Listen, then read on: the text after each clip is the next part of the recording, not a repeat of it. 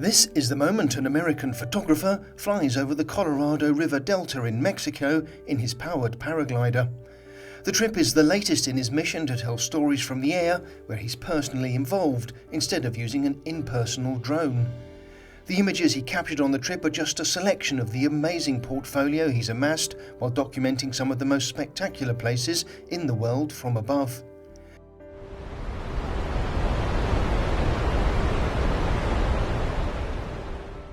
Aerial photographer Joe Orsi, aged 30, who's originally from Kansas in the US, is now living in Mexico. He said his goal with the motorized paraglider is to create storytelling aerial photography. He quit his job and started travelling 5 years ago when he developed his interest in photography. Initially he started off with a drone, but found it too impersonal. He's since been using his motorized paraglider and believes the results speak for themselves.